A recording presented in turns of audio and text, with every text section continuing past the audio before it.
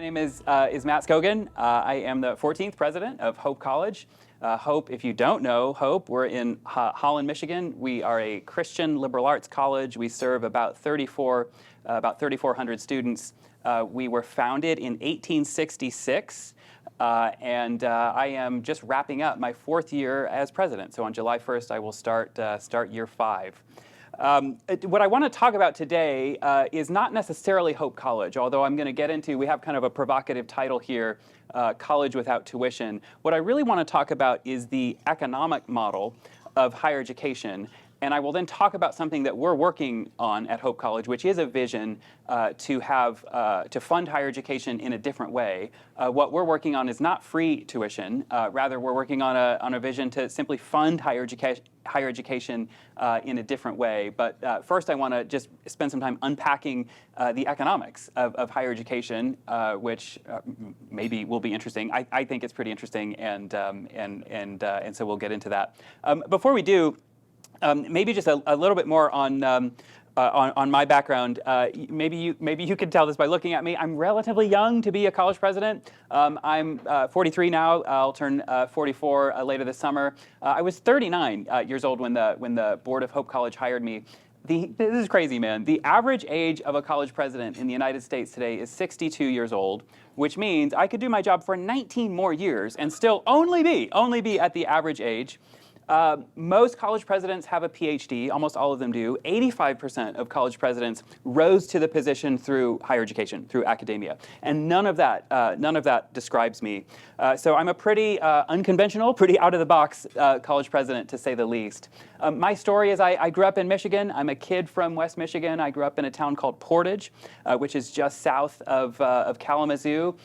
Both of my parents went not just to college, but also to graduate school. So I grew up with a pretty deep appreciation for the benefits of higher education. My mom got a master's degree. My dad had a PhD. You can see them there. My dad worked at a pharmaceutical company in Portage. It was called Upjohn at the time. It's now part of Pfizer. My mom was a middle school science teacher. And as I said, they both instilled... Thank you. Amazing. Thank you. They both instilled me a pretty deep... appreciation for education and the power of education. And I think in my house there was probably an unspoken expectation that I was going to go to college, but I didn't mind that because I was excited to go to college. What I didn't realize fully at the time, although I've since come to really appreciate it, is just how hard it was for a middle-class family to afford college. And my parents had not just me to worry about, they had me and my three younger siblings. And so I went to Hope as a student, as you heard, and it was a stretch at the time. I didn't realize this until later, but I later in life learned that my dad had to take out a second mortgage on the home just so that I could afford to go to Hope College. And even with that, I had to take out substantial student loan debt to make it all work. And of course, that was over 20 years ago. It's way worse now. There are just debilitating financial barriers for far too many people to attend college. When I went to Hope, so I was at Hope from 1998 to 2002. When I went to Hope, the full price, tuition, room, and board, was about $20,000. Today, just a generation later, today the price has more than doubled. It's almost $50,000 all in, tuition, room, and board. And I want to spend a minute putting that price increase in context, because we all expect prices to go up over time. Like, that's called inflation. A lot of economists are talking about that right now. But let me put this price increase in terms of higher education, let me just put that in context for you. So let's just take my lifetime. I was born in 1979. If you consider the price of a gallon of milk over the course of my lifetime, price of a gallon of milk has gone up 321%. Okay, that's milk. What about wages? The average American family, again, just my lifetime, 1979 to today, the average American family's wages have gone up by a little over 250%, 254% since 1979. But look at what's happened to higher education. The cost of a 4-year college education in the United States has gone up over 1,000% in my lifetime. It's crazy. It is crazy. What that means is, so wages have gone up 250%. Higher education has gone up over 1,000%. That means even after you adjust for wage increases, the cost of a college education today is 4 times harder for the average family to afford today than it was 4 decades ago. It's crazy. I think Yeah, one thing that happens when you point out statistics like this is there's always somebody in the room who's a little bit of a naysayer. There's somebody who will say, I don't know if that's really such a problem. So this is a paper that a group of economists wrote. This was published by the St. Louis Federal Reserve. And don't worry, you don't have to read it. I've read the paper for you. Here's what they say. These are cynics. These are people who would say this increase in the price of higher education is not a problem. And basically what they're saying is, yes, the price of tuition has gone up pretty astronomically, but they would say so too has financial aid. So financial aid has increased, and therefore, basically, we should all just calm down. That's basically what the paper says. But I'll tell you what, it's hard for me. It's hard for me to calm down when I look at what's happened in the student loan market in the United States. So today, if you just add up all the student loans in the United States today, Americans owe $1.8 trillion. $1.8 trillion in student loan debt. If that were the GDP of a country, it would be the 10th largest country in the world. That means Americans owe more in student loan debt than 185 countries, their GDP. It is crazy. It just seems like something has gotten out of control. And the question we ought to ask is, like, how did this happen? What is contributing to this? And the answer to that is somewhat nuanced, but I want to try to dive into it. I think the main takeaway here is first that the business model of higher education is just broken. It's not working. And I think the way to really unpack it, if you're looking for one headline to explain why is this happening? Why is the business model of higher ed so broken? Economists like incentives. And I think what's happened in higher education is that there's actually no incentive. There's no structural incentive in higher education in the United States to keep costs under control. That, I think, is the bottom line. And I want to show you two things that hopefully help illustrate that. The first is simply the structure of the student loan market itself. Student loans, if you just look at the history of student loans date back to 1944. They were initiated under the context of making higher education more available and ultimately making the American dream more accessible to more people. So, like, all in favor of that, raise your hand. Like, that's amazing. We all support that. But let's call it the law of unintended consequences. Because here's what's happened. As access to student loans have gone up, so too has the price of tuition. And that's not a coincidence. It actually makes sense. Because if students basically have unlimited access to student loans, it means at the end of the day that colleges can simply charge whatever they want and point students to student loan programs to make up the difference, regardless of how big that difference becomes. So I actually think, while well-intended, I think broad access to student loans has contributed to the problem. Second thing I want to try to unpack in terms of this structural incentive, or lack thereof, has to do with how scholarships are funded at most colleges and universities in the United States.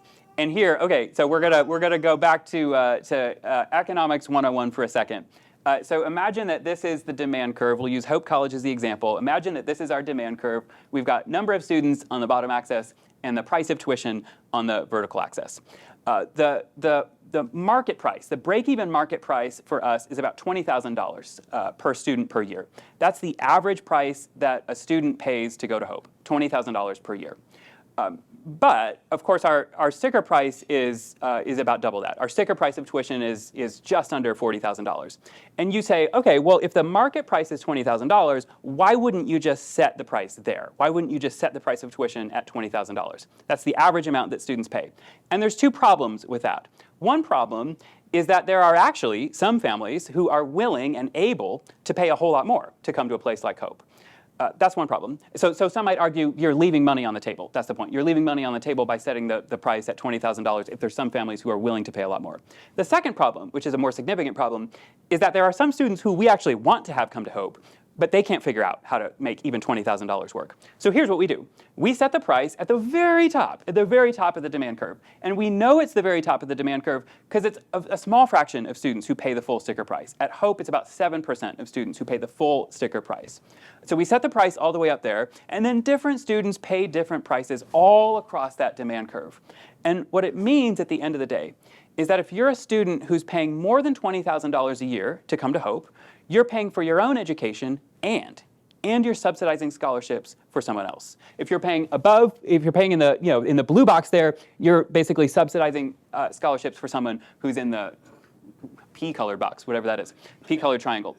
So like, here's what's happening. We're running a Robin Hood scheme. This is a redistribution scheme that's happening at every single college and university in the United States, unless you have a big enough endowment to do something different. Scholarships are funded on a pay-as-you-go basis, which means we're funding scholarships. We're charging some students more than we would actually need to charge so that we can give other students scholarships. What's happened here, so look, I mean, we can ask a lot of ethical questions about this, like, is it ethical to charge different people different prices for the same outcome?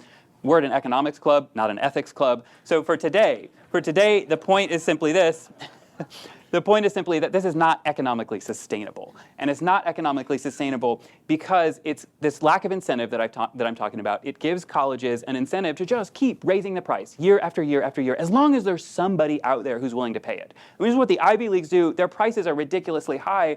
And you could, like, they're basically running an auction. Like, they'll put out $100,000 a year. Somebody's willing to pay that. A lot of people are, to go to a place with an elite brand. And they're doing exactly this. They're putting the price as high as they think they can to reasonably to get away with it. So, okay, let's go back to my personal story for a second. I talked about how much of a stretch it was for me and my family to make Hope College work. For me, at the end of the day, like, the whole thing was totally worth it. After Hope, I got into Harvard for graduate school, and then I had a career that I loved and was so proud of. I got to work in Washington, D.C. at the highest levels of government. I got to work in New York City on Wall Street at the highest levels of business. And I think what my story shows, because I didn't come from a family with connections, I didn't come from a family with money, and I'm postulating here, but I think what my story shows is that the American dream is still possible. You can still climb your way to the top. You don't need a back door, you don't need a side door, but what you do need is a good education. And that's what made the difference for me. I got a really good education at Hope that just opened up all kinds of doors for me. And the research, of course, shows that this is true broadly. This is true across the board. There's an economist at Harvard named Raj Chetty, and his work is amazing. He's doing stunning work, and what his work shows is that students from different socioeconomic backgrounds who go to the same college have remarkably similar opportunities for success after they graduate. This is crazy. So basically what he shows is that if a rich kid and a poor kid go to the same college, they have the same opportunities for success after they graduate. It means, at the end of the day, that college holds the key. College holds the solution to the income inequality crisis in the United States. But of course, the solution just simply isn't working because we're funding college through this very high tuition, very high debt model. And that model is skewing a lot of people away from college, period. We've got some data here from a survey a couple years ago. It shows that 73% of high school graduates will eliminate a college from consideration just because of the sticker price. Likely these students would have been eligible for some scholarships or some financial aid, but the sticker price alone scares them off. So they see a school, they see the sticker price, they think there's no way I can make that work, I won't even apply. Just eliminate a college from consideration. Same survey shows that 20% of high school graduates are thinking of not just eliminating a particular college, they're thinking about eliminating the whole thing altogether. Never mind, can't figure out how to afford it. I'm just not gonna apply to college, not gonna try to do it. So that's like one obvious negative effect of this broken business model of higher education, is it's just pushing people out. It's pushing people out of college in the United States. There's a few other negative impacts of this broken business model that maybe are less obvious, but I think they're probably just as important. And I want to spend a few minutes unpacking some of the, let's say, less talked about negative implications of this broken business model of higher education. The first one that I want to highlight, so we talked about how it deters students from even considering college. The next one I want to highlight has to do with the kind of relationships between colleges and students the kind of relationships that have developed as the price of tuition has gone up. And one thing that's happened in higher education is that as the price of tuition has gone up, colleges have started to treat students like customers. So I worked in the business world for a long time. It's not like I think the word customer is a four-letter word or like a bad concept. But the interesting question is, first of all, what is a customer? A customer is someone with dollars in their hand looking to buy something. And of course, the old adage, the customer is always right, is a predominant theme in a customer relationship. But consider what those kind of dynamics might do to a learning environment. For one thing, on a regular basis, I'll hear students or parents appealing to me to get something they want based on their tuition bill. One common thing I hear is, I'm paying you $50,000 a year, so my son or daughter deserves, whatever, a nicer dorm, starting position on the sports team, whatever. it's created this sense of entitlement almost. This kind of tuition-based model has created this sense of entitlement, which I think has contributed to this crazy arms race that's going on in higher education, where colleges are building things like lazy rivers and climbing walls and really fancy dorms and gourmet dining halls, and they're building this stuff. Why? Because the customer demands it. And it sounds like a great vacation, but it's all totally ancillary. It's totally ancillary to the point of college, which is education. The point of college is getting a great education. And yet, the quality, in my view, of a great education is actually being degraded when we think of students as customers. Let me go back to the phrase I mentioned, the customer is always right. First of all, like at Hope, we're a place we believe in truth.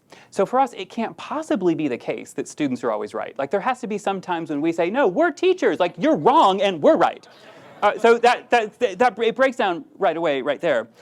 Second of all, this is mind-blowing to me. So this question I posed earlier, or this concept I posed earlier, a customer is someone with dollars in their hand looking to buy something. If we think of students as customers, the really interesting question is, what exactly do students think they're buying? Are they buying a degree? Are they buying a job, a career? Are they buying grades? Maybe it's all of the above. One of the really interesting questions that college presidents are wrestling with right now is grade inflation. And I go to these meetings with college presidents, and they show charts like this. This chart shows the trajectory of grade inflation from the 1960s through about 10 years ago. And every college president is trying to figure out, how did this happen? How did grade inflation get so out of control? So this shows in the 1960s, less than 20% on average, less than 20% of students got an A average. Today, it's 50% of college students that get an A average. And here's the thing, the chart looks almost exactly the same as the tuition trajectory. And it's not a coincidence. It's not a coincidence. And I don't think it's anything nefarious that's happening, but I think it's simply the incentive structure as it's set up. If your customer is paying you $50,000 a year to keep the lights on, and they expect good grades, the incentive structure is such that colleges and universities are kind of incentivized to give students the grades they want. Why? To keep the revenue flowing, to keep the business model under control. And this is why I think this business model problem, it isn't just about finances. It isn't just about economics. At the end of the day, I think it's about academics. I think it's contributing to a less quality education. So that's one big topic, and we can dive into that more afterwards if you want. I think it's really interesting. The whole point is the high price of tuition has created a transactional relationship with students. By the way, this is a bit of an aside, but one question I often get, because I don't like thinking of students as customers, one question I often get is, so who then is your customer? I actually think you are our customer, like you meaning the workforce, because what's our product? Actually, students are our product. I don't mean that in a weird way, but our product is an educated student. Our product is a transformed life. And the question is, who's buying that product? You are. Like employers are buying our product. So I'd rather think of the workforce as our customer, not students as our customer. Another thing that's happening, and nobody's really talking about this, is that the broken business model of higher ed is squeezing the middle class out of four-year colleges. What we see all across the country in colleges and universities is that college populations are now way overpopulated by students who can afford the tuition price. So and this is especially true at the elite schools. So if you look at the Ivy Leagues, I'll pick on Princeton as an example because I went to Harvard for grad school. So Princeton polls 72% of their student body. 72% of their student body comes from the top 20% of earners. And then they will poll about 20% from the bottom 20%. So if you just did the math, that's 92%. 92% of their students are coming from the top and the bottom. It means only 8% is coming from the middle. And even Hope, we're not immune to this also. Hope's numbers, we poll our student body, about 58% of our students come from the top 20%. We too poll about 19% of our students from Pell-eligible populations. So Brookings Institute, they define the middle class as the middle 60% of earners. So if you take out the top 20, take out the bottom 20, the middle 60%. And the middle 60% is way underrepresented in higher education today. Brookings did a study on this last year. And they looked at if you're from the middle class, and if you go to college, where do you go to college? And the most common institution type, if you come from that middle 60%, is community college. community college. And community colleges are great. They serve an enormous purpose in our society. But the question is, if you're from the middle 60% and you're going to a community college, which is where most of them go, like, are they going to a community college because they think that's actually the best education? Or is it the only thing they could figure out how to afford? And I think it's probably the latter. So the middle class is getting totally squeezed out of higher education. Another thing, I'll briefly touch on this, but I think it's really interesting and important. It's less tangible, like it's harder to measure, but I think it's just as detrimental, which is that the burden of debt, we see evidence of the burden of debt that students carry after they graduate. It's causing a lot of students to essentially give up on their dreams.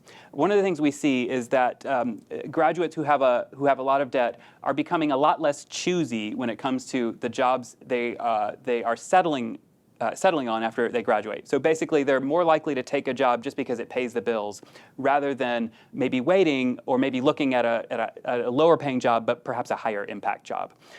We see this also not just in what students do after they graduate, but in what they study while they're in college. So a student may come in and say, well, I'd love to study music or art, but I've got $50,000 of debt, so I'm going to pick an academic area that has a more clear path to a job. The last one I want to highlight here, to be honest, is kind of a hard thing to talk about, but I think we need to talk about it, and it's mental health. There's a lot of research showing a negative correlation between student debt and mental health. The CDC, which studies suicide, the CDC put out a big study on this just before the pandemic, actually, so the numbers are probably even worse today. And the CDC study shows that, on average, in a typical year, 3.9% of Americans think about committing suicide. So think about it. So thankfully, most of them don't make an attempt, but 3.9% of Americans in an average year think about committing suicide. However, if you're a single woman and you earn over $100,000 a year, which is almost twice the national average, you earn over $100,000 a year, but you have significant student loan debt, the number jumps from 3.9% to 5.9%. And if you're a single woman earning less than $50,000 and you have significant student loan debt, the number jumps all the way to 17%. 17% think about suicide in a given year. So, like, this has become a matter of life and death, this broken business model of higher education. And to be honest, it's this kind of stuff. It's this kind of stuff. People say, why did you apply for this job? It's this. It's this kind of stuff that inspired me to apply for this job. Almost 5 years ago is when I applied. And at the end of the day, I think there was one big question that I was thinking about when it comes to all of this. And you might not agree with me on this, but I think of all the messy political questions that we're trying to figure out as a society right now, I think there's one big question underneath many of them, perhaps all of them. And I actually think the big question we're wrestling with as a country right now is this: are we indeed going to be a land of opportunity for all, or are we going to be a land of privilege for a few? And my take is that the answer to that question is actually not going to be decided in the political sphere. I actually think the answer to that question is going to be decided in the education sector, because the research shows that education can and should be the great equalizer. So I applied for the job on July 1st, 2019, almost 4 years ago to the day. I became the 14th president of Hope College. And with the board and the whole community, we immediately started rolling around in all this. And the board basically hired me. It was really a fun mandate to come into. The board basically said, look, Matt, you can do anything you want except the status quo. Like, we are hiring you as an unconventional president to figure out what we can do about this. And here's what we did. We rolled around in all of these challenges that I just went through. We're a Christian institution, so we went straight to our Christian mission to figure out how we might solve this. There's a line that Jesus uses. It's in Matthew 10:8. Jesus says, freely you have received, now freely give. Freely you have received, now freely give. And we said, holy cow, what if we apply that line, not just to our personal lives, what if we apply that line to our structure, to our business model? So we came up with this vision. We call it Hope Forward. We call it Hope Forward because it's a pay-it-forward vision for funding college. And what we're trying to do is exactly that, apply what Jesus talks about to our business model. If you step back and just think about this on a really high level, and sticker price aside, and you've already heard me say that college is way too expensive, basically there's two ways of funding college today. You can fund college through a pay-as-you-go basis, where you're paying your college or university a lot of money at the start of every semester, or you can fund college through a pay-it-back mechanism, which means you're actually not paying your college directly, you're paying a bank or a lender because you funded your education through debt. pay as you go or pay it back. And most people today, of course, pay through some combination of those two. What we're saying with Hope Forward is, what if we could just throw all that out the window? And what if we could design something totally new? Not pay as you go, not pay it back. What if we could imagine a pay it forward scheme for funding one's college education? And that's what we're trying to do with Hope Forward. And so the way we envision this working is actually quite simple. Students wouldn't pay tuition up front, rather would make a commitment to give to the institution every year after they graduate. And what they're doing then is they're not paying for their own education. Theirs was paid for through the generosity of others. What they're doing then is they're investing in the generations of students who come after them. Another way of thinking about that is sort of a crowd-funded model, where once we would be fully living into it, our graduates, our alumni would be crowdfunding our current students. And again, for us as a Christian institution, like this is very much the way the Bible talks about how a Christian community ought to work. We're a community that's taking care of itself. And we're not, in that scenario, we're not reliant on outside dollars, we're not reliant on government help, we're not reliant on scholarship help. We're just a community that's taking care of itself. And you might be thinking like, okay, that sounds really interesting, that sounds like a great idea, but like how in the world can you pull this off? And that's a great question. And it's hard. It's very hard to pull this off, to move from the tuition-based business model to this gift-based business model.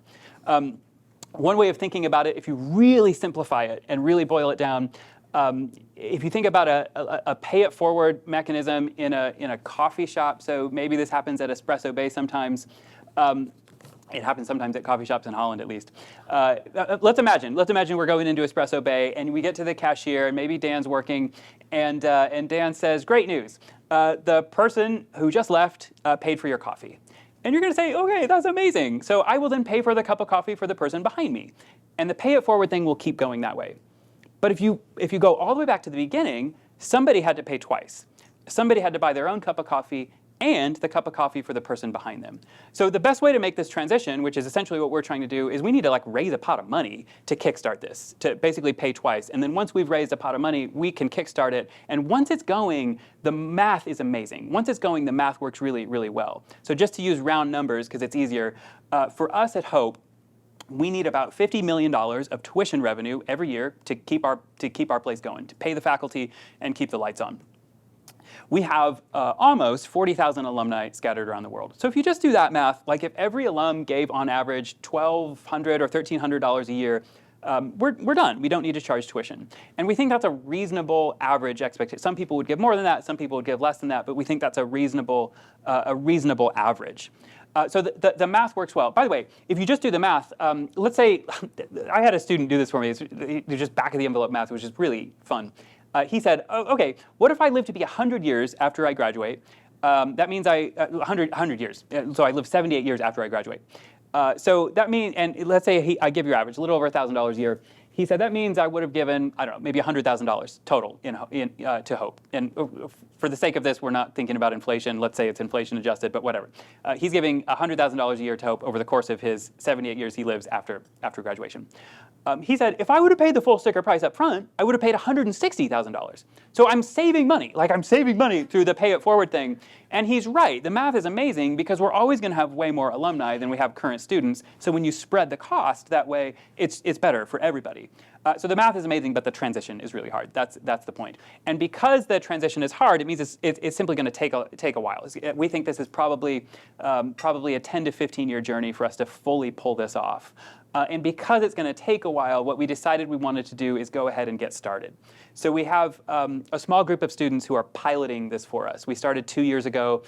Our first cohort was a group of 22 students 2 years ago. We had a second cohort last year. We'll have a third cohort join Hope in the fall. So starting in the fall, we'll have a little under 90 students who are helping us pilot this model. You can think of it as kind of a proof of concept phase. And I would say we're learning a lot. And I just want to spend a couple minutes unpacking some of the things we're learning because I think it's really interesting. The first thing we're learning, which is obvious, but if it wasn't doing this, we wouldn't want to do it. The first thing we're learning is that this is indeed moving the needle in terms of access and affordability. So we're a place, we believe that talent is equally distributed. We believe God equally distributed talent when he made people, and we want to be a place that represents that equal distribution. So if you go back to like the numbers I referenced earlier about socioeconomic diversity. Like, we want to be a place that's evenly distributed. So we want to be a place that has 20% from the top 20, 60% from the middle 60, and 20% from the bottom 20. And no one has that. No one in higher education has that equal distribution of talent. There are some places that are overserving the low-income populations. Basically, everyone else is overserving the high-income populations. No one has that equal distribution of talent. One of the things we're doing with Hope Forward that's somewhat provocative and very countercultural is that we're offering it equally to everyone, including students who could have afforded to pay up front. And the reason we're doing that is we want to put everyone on an equal playing field. We want to move away from this dynamic that I think is just weird, where different people are paying different prices for the same education. The only other industry I know that gets away with that is the airline industry. And who wants to compare yourself to the airline industry? No one. It's just weird, right? Like, we might be on the same flight and I paid one price and the person next to me paid a totally different price. We're getting the exact same experience. So I want to move away from that. And one of the things we like about this model is that it allows us to put everyone on the same playing field again. Another thing we're learning, and this is really interesting, we're learning that these students, we're watching their learning outcomes very closely. And we're learning that these students are actually taking their education more seriously, not less. And one of the critiques we got up front, and I still get this a lot, is people will say, I don't think this will work because it's going to feel like free tuition. And the logic goes, you won't appreciate something if it's free. Well, what we're seeing is actually the exact opposite. What we're seeing is that these students, it doesn't feel free to them. They've signed a covenant to give their own money after they graduate. So they're invested in their education in a different way, in a more significant way. In other words, they feel personal skin in the game that a student who might be on the traditional model and it's their parents or their grandparents or someone else paying their tuition bills. Our students who are part of the Hope Forward thing actually feel more personal skin in the game. And I think that's really interesting. There's an economist at UC Merced who is studying this dynamic. Her name is Laura Hamilton. And this is crazy, man. She shows a negative correlation between the amount of money that parents pay for their kids' college education and their grades. So basically, the more you pay for your kids' college education, the lower, on average, their grades are, because they don't feel the skin in the game. She wrote a book about her research. Her book is called Paying for the Party. And she's basically making the case that to the extent college students are goofing off in college, they're goofing off because someone else is paying for their education and they're not taking it seriously. So one of the things we've sort of stumbled on with this model is we think it gives students the dignity. Honestly, it gives students the dignity of being able to pay for their own education again. They're simply paying for it through gifts after they graduate. So we're excited about the way we're measuring this. We're looking at a retention rate. So far, we have 100% retention of the students in the Hope Forward cohorts. Typically, we lose about 4% of our students between semester 1 and semester 2. We typically lose another 6% between semester 2 and 3. And so far, we have 100% retention rate. And also, their GPA is higher than the average Hope student. So we're watching those metrics pretty closely. We don't need to belabor this, but this allows us to move away from this transactional relationship with students and enter into what we are trying to frame as a covenantal relationship. So I mentioned that the Hope Forward students sign a covenant. It's maybe a weird word. It's kind of a religious word. The place we normally use the word covenant in culture today is in a marriage setting. So you might hear about a marriage covenant. We actually think this is an elevated relationship. A transactional relationship is the relationship you have with the cashier at Meijer. It's not a serious relationship. You're paying them money, they're giving you stuff. We don't want to have that kind of relationship with students. So the relationship we have with our students, we want to be a relationship that's just like a marriage, in theory, based on a lifetime commitment. So when the students sign this covenant, I sign it on behalf of the college and the students sign it. And the commitment we're making to our students is we're saying we're going to give them, literally give them a great education and then help launch them into success after they graduate. And the commitment they're making is they're saying, 1, they're going to take their education seriously, and 2, they're going to give to the college every year after they graduate. So it's a covenantal relationship. It's, I think, an elevated relationship over more of a transactional thing. A couple more quick things, and then I'll get out of here. Get out of your way. Generosity and giving, it's going to take some time until we have data on this. Like I said, we just started 2 years ago, so it's going to take some time until we have data on students after they graduate. But we are seeing that these students are deeply shaped already by a spirit of generosity and gratitude. we had Malcolm Gladwell, if you know that name, best-selling author, on our campus a couple months ago, and he was at Hope focusing on what we're trying to do. And we did some conversations, including some conversations with some of the Hope Forward students, and the way they articulated how they view this was just stunning. We had a student basically say, this is not a scholarship, this is a gift. And when you receive a gift, the first thing it makes you want to do is give in return. And he basically said, I wish I could graduate sooner so that I could start giving to this. So it's pretty amazing, amazing what we're seeing. Last couple of things. I think this aligns incentives in an interesting way. I already talked about that, so we'll skip that one. And then I'll end with this one. We think this allows students to really pursue impact, not chase income just to pay off their bills. And some students, that doesn't necessarily mean that all students are going to go into the nonprofit world or something like that. The application process to be part of the pilot cohort was based on an essay, and the essay prompt was name an area of hopelessness that you want to bring hope to. And we got a really cool spread of passion areas. So we've got a student who wants to bring hope to Wall Street through excellence in investing. We've got several students who want to bring hope in one way or another to the medical field. We've got a student who wants to try to end homelessness. We've got a student who wants to work on the school-to-prison pipeline in inner cities. It's a really interesting distribution of passion areas. The whole point is that these students are passionate about bringing hope to the world. And that's our name. That's why we exist. And at the end of the day, this isn't like a competitive thing that Hope is doing to try to grow our enrollment or something like that. I would love it if this were the case that we could start a movement. And at the end of the day, the movement is precisely that. It's about hope. What we're trying to do at the end of the day, I'll go back to the question that brought me back to Hope, which is this question, are we really going to be a land of opportunity for all? Or are we going to be a land of privilege for a few? And I think what we're trying to do here, yeah, maybe we can restore hope in higher education. I think we can. Maybe we can even restore hope in the American dream, because that's what, at the end of the day, that's what education is all about. Yeah, but for us, it's just simply that. For us, it's about living into our name, hope. We believe in hope, which means we believe, by definition, that problems are solvable. And one of the things we're trying to do here is model for our students exactly what we want them to do, which is be the kind of people who run toward, not away, but run toward big problems, believing that we can do something to make it better.